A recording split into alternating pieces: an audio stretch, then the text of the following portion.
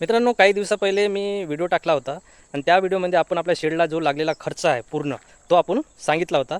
तर त्या व्हिडिओवरती काही दादाची कमेंट आली आहे की जो आपल्याला खर्च आलेला आपल्या शेडला 1,35,000 तो खूप जास्त झाला आहे बा, एवढा खर्च यायला नाही पाहिजे. तर त्या दादाचं पण बरोबर आहे.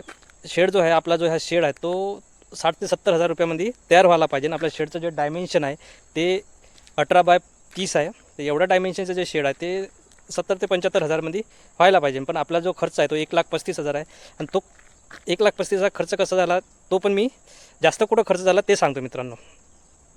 हे जे फाउंडेशन आहे मित्रांनो, आपलं 3 फूट घ्यावं लागलं आणि आपला जो खर्च आहे मॅक्झिमम हा फाउंडेशनमध्ये गेला आहे.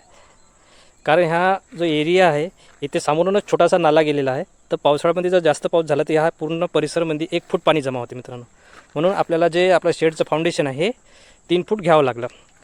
तुम्ही जर मित्रांनो शेड बांधत असाल तर तुम्ही जर ज्या जागेवरती शेड बांधत असाल ते जर जागा उंचावर असेल तर तुम्हाला फाउंडेशन घ्यायची काही गरज नाही आहे. डायरेक्ट अँगल उभे करायचे आणि अँगलवरती शेड तयार करायचं आणि बॉटमला जे आहे जमीन लेवलमध्ये टिनाचे पत्रे मारून द्यायचे मित्रांनो.